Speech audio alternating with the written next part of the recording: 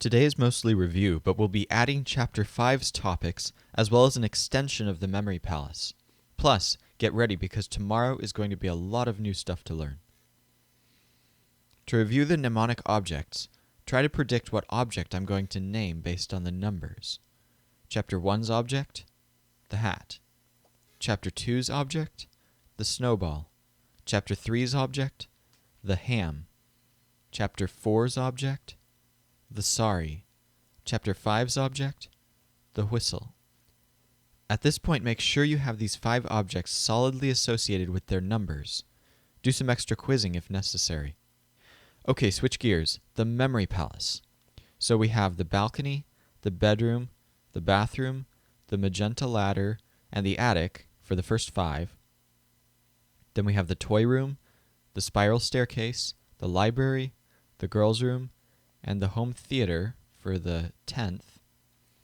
Then the straight staircase, the den, the office, the magenta hall, and the closet for the 15th.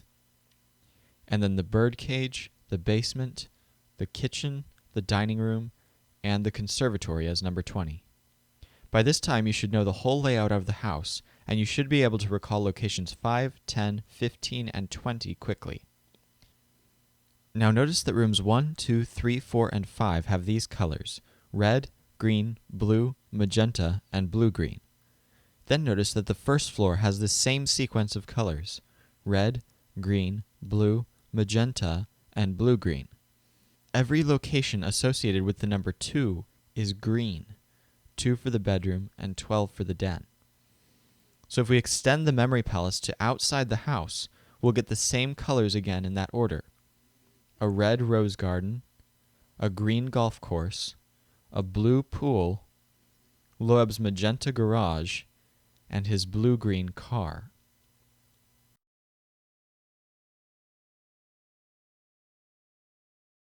Now for the topics associated with the objects.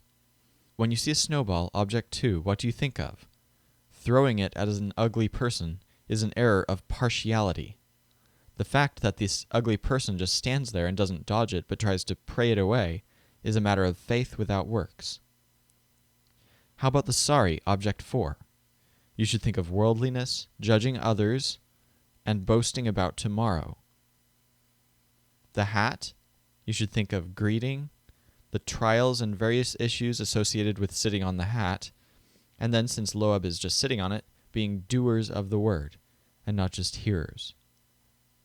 Remember that these are actual chapter topics, and with all 5, you'll have all the topics covered by the whole book. Recall that the second topic in James 1, which we call Trials and Various Instructions, has a key verse, James 1:12, where Loeb is sitting on his hat, object 1, in the den, location 12. The fact is, he'll actually be sitting on his hat for several locations for the whole topic of Trials and Various Instructions, but in the den, for verse 12, he feels particularly blessed because the seat is so soft, which gives him the steadfastness to endure the trial. So you can remember the cues for the beginning of the verse that way. Now see how all the key words for this verse, blessed, steadfast, trial, test, crown, promised, love, can be easily turned into this verse if you know from the topics of the chapter that what we're really talking about is not Loeb in the den, but the trials that Christians face. Blessed is the man who remains steadfast under trial, for when he has stood the test, he will receive the crown of life which God has promised to those who love him. Now here are just the keywords again. Since you're somewhat familiar with the verse at this point, see if you can mentally reconstruct the whole thing just from the keywords. Blessed is the man who remains steadfast under trial, for when he has stood the test, he will receive the crown of life which God has promised to those who love him.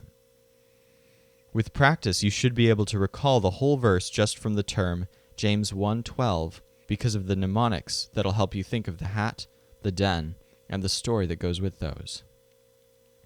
Okay, moving on to other chapters. Object 3 is the morbid one, the ham that Loeb is dealing with. We think of tasting the ham with our tongue, but we resist because we have just enough wisdom not to do that. Now we come to the whistle. This is something you haven't seen before. What do you think of when you see a whistle?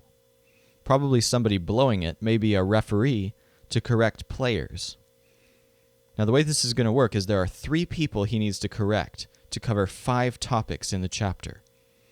The first and the most prominent person the whistleblower is upset with is a rich person who is in store for some serious trouble because of his pride.